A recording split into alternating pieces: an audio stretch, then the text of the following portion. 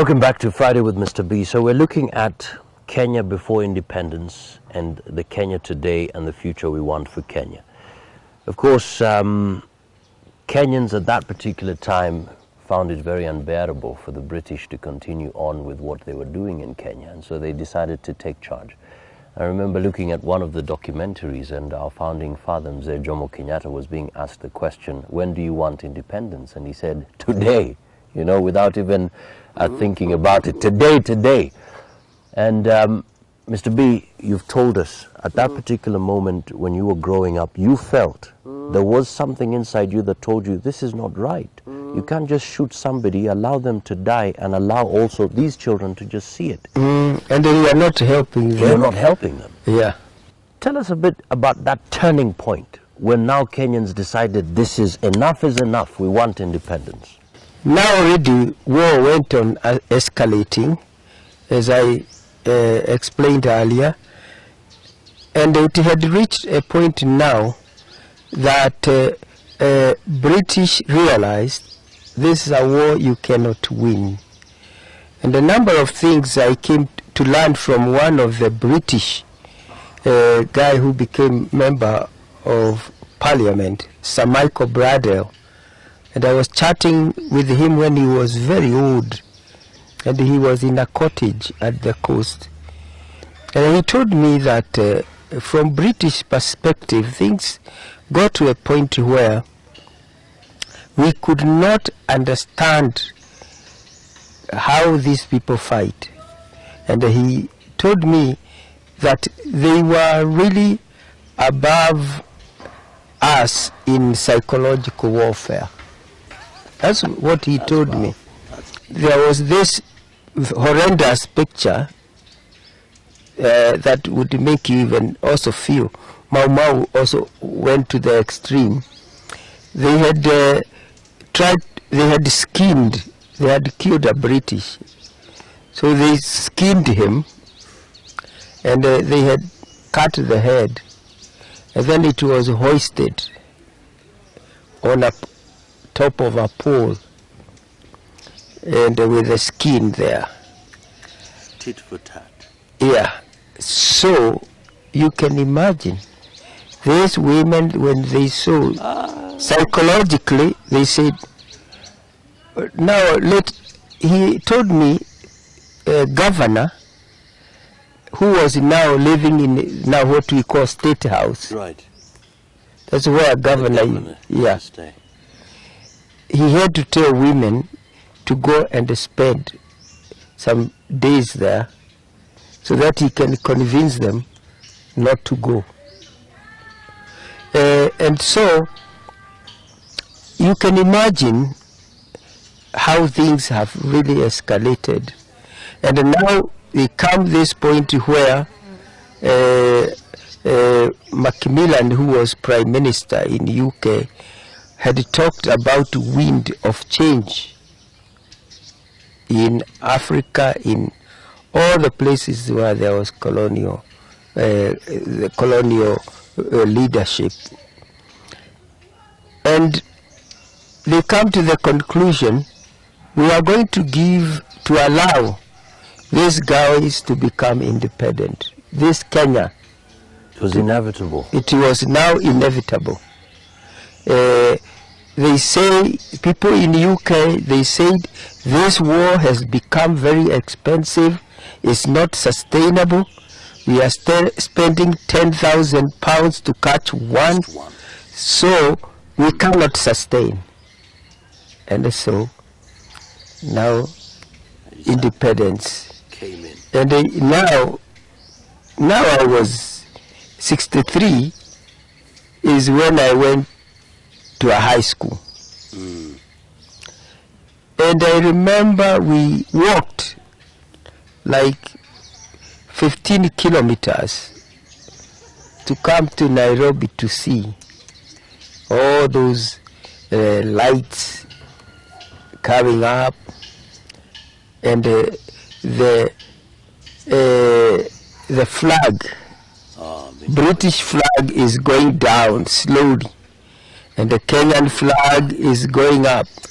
So we didn't know this Kenyan flag, how it is. This is the first time. It was the first time. And I asked, is that now the Kenya flag? That's the Kenya flag. Wow. And it gets up. The anticipation, excitement was something you cannot imagine.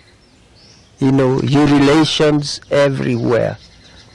And of course, we started with a very high expectation, and for that government of us, and the things went on well. But as we were moving on well, there are those people who started thinking, what is there for me?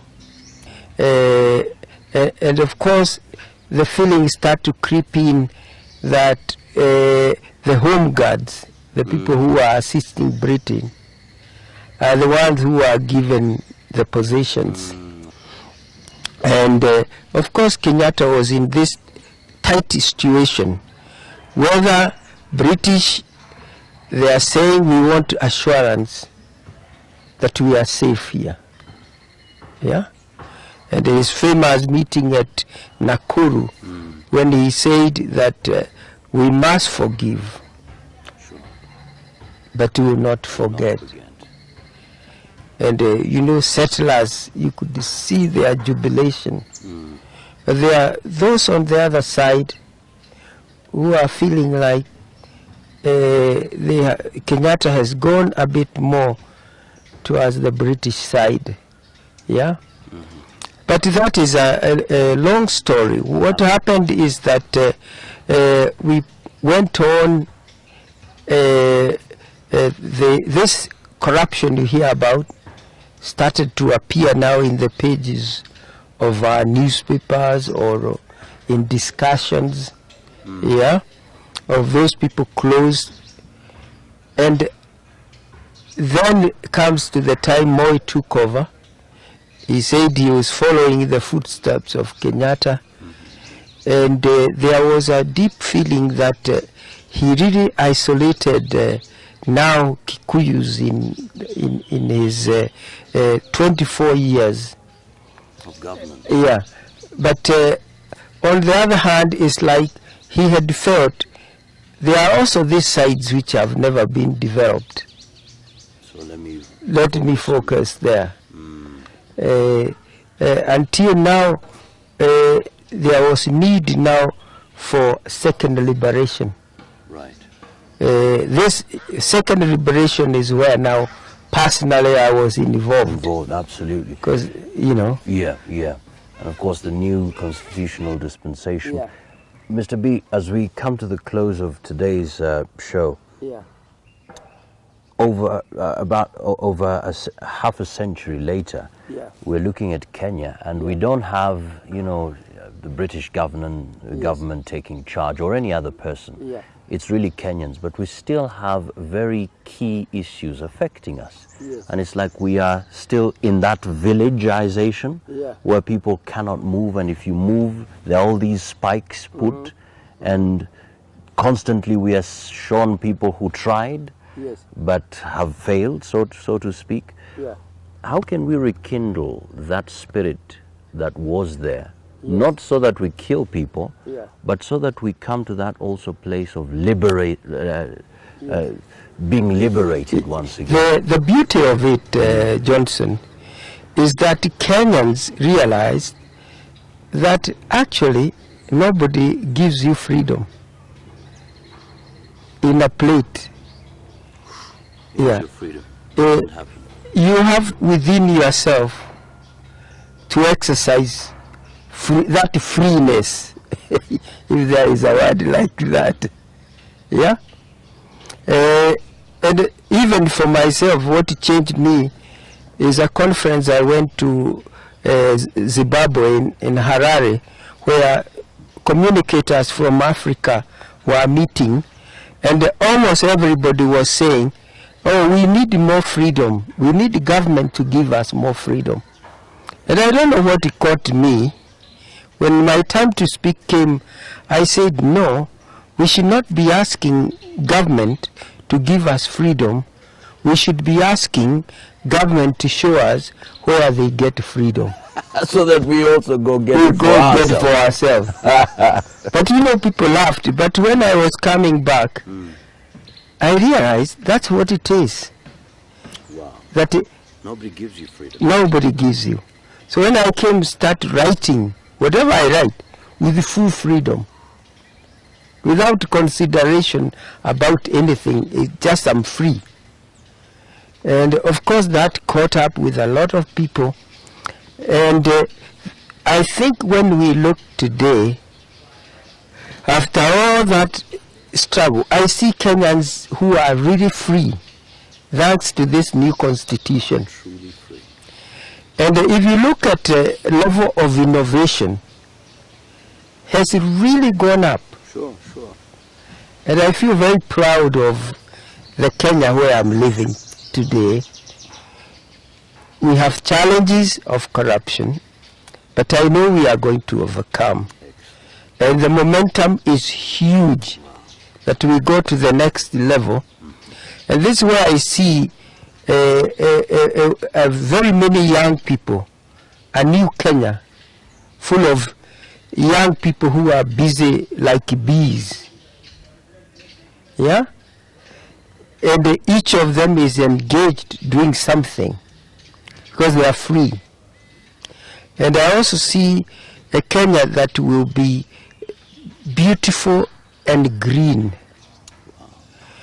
and where people would start celebrating their cultural diversity, ethnic diversity in song and dance, and where they would start, you know, like our trees for birthday, where people discover Kalenjins who are born the same day as you, Luos who are born the same day as you, and probably they will start to come together and say, let's make Kenya together. Absolutely. Because how come God didn't put us, all of us, to be born the same day? Sure. So I see a Kenya where the world will start to come and say, this is a blessed country. And there's something unique about Kenya which people ignore, that first being one of few countries that challenged a superpower directly, and they came with the pride that we can actually do it. That courage is still carrying Kenya, because if you go and find Kenyans anywhere, these Kenyans have very, very unique self-belief. Wow. I was not surprised when I heard this one of the contenders for in American election, Ben Carson. Ben Carson, Also saying has some kind of roots. roots in With Kenya and in Turkana. People, wow. So there is something enigmatic about Kenya. Wow. And the Kenyans, and we must capture that spirit of Kenya That's it. and think global, not now village, Global thinking. global thinking, and see how we can contribute our uniqueness to the world culture, the world thinking, world innovations. That's where, that is the Kenya of the future, which we must bring it where we are today. Wow, wow. The Kenya of the future, bringing it together, all that today. Freedom is not given to you, you have it. All you have to do is exercise it. Begin to think globally. Begin to look at this country as a very unique and precious country. Friday with Mr. B, celebrating Jamhuri Day with you. All the best. Let's meet next time.